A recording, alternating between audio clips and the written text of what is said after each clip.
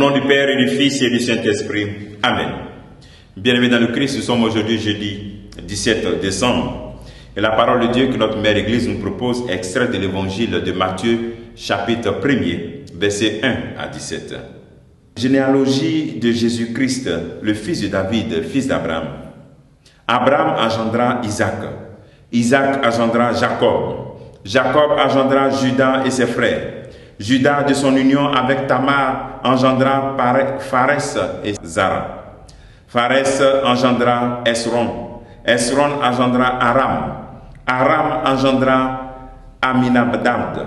Aminadab engendra Naassoné. Naassoné engendra Salmoné. Salmoné, de son union avec Rahab, engendra Bouz. Bouz, de son union avec Ruth, engendra Jobed. Jobed engendra Jessé.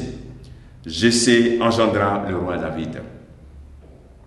David, de son union avec la femme d'Urias, engendra Salomon. Salomon engendra Roban. Roban engendra Abia. Abia engendra Asa. Asa engendra Josaphat. Josaphat engendra Joram. Joram engendra Ozias. Ozias engendra Joatam. Joatam engendra Akaz. Akaz engendra Ézéchias. Ézéchias engendra Manassé. Manassé engendra Amon. Amon engendra Josias. Josias engendra Jokénias et ses frères, à l'époque de l'exil à Babylone.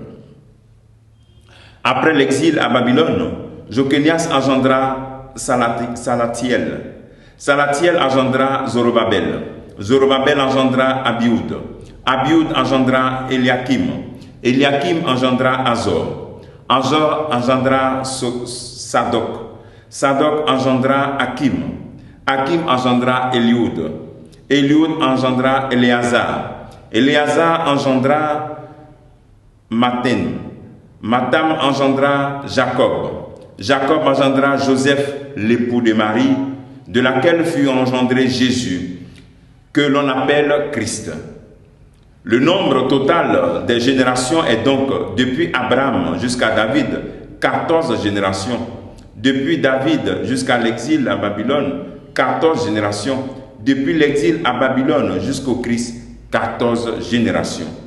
Acclamons la parole de Dieu. Louange à toi, Seigneur Jésus. Bien-aimés dans le Christ, avec tous ces noms qui nous sont inconnus, ces noms souvent difficiles à prononcer, on nous est présenté aujourd'hui la généalogie de Jésus. Et c'est pour cela que l'évangile de l'évangéliste Matthieu, est présenté avec l'icône d'un homme. C'est que chaque évangéliste a une icône. Matthieu, c'est l'homme, parce qu'au début de l'évangile de Matthieu, on parle de l'humanité de Jésus, on parle Jésus homme. Marc, on va présenter le lion, parce que Jean-Baptiste crie dans le désert comme un lion. Et puis Luc, on présente le taureau, puisque le premier chapitre de l'évangile de Luc parle de l'enfance, de la naissance de Jésus. Et puis Jean, qui est l'aigle, qui voit loin. Donc Matthieu est représenté souvent par un homme. Et c'est à cause de cette généalogie du Christ, Jésus, qui est vrai Dieu et vrai homme.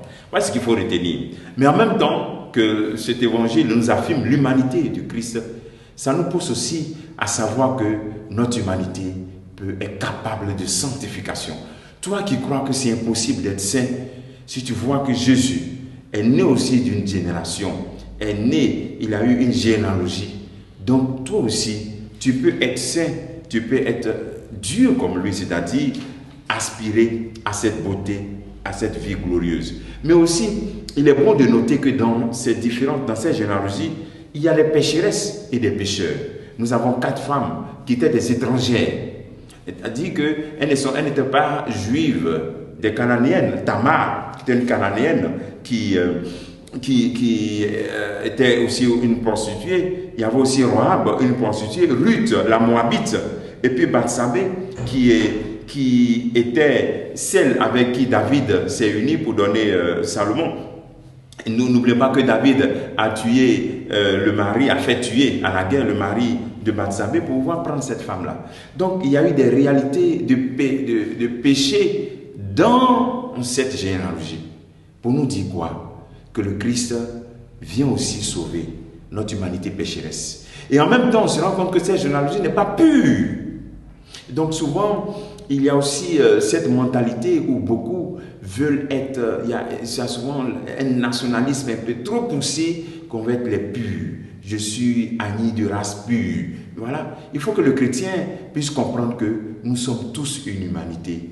Nous sommes tous des frères et sœurs.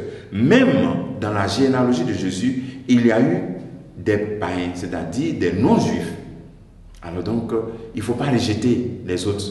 Il faut sortir de cette mentalité du rejet des autres races. Et pour terminer, on nous parle de 14 générations x 3. Ce sont des signes pour nous montrer que c'est une généalogie parfaite.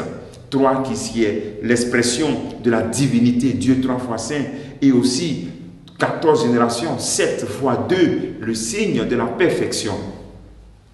Adhère à Jésus-Christ, donne ta vie à Jésus-Christ, parce que même sa généalogie est parfaite et ta vie sera encore plus belle. Que le Seigneur te bénisse et qu'il nous bénisse en ce jour et qu'il sanctifie davantage notre humanité. Lui qui est Père, Fils et Saint-Esprit pour les siècles des siècles. Amen.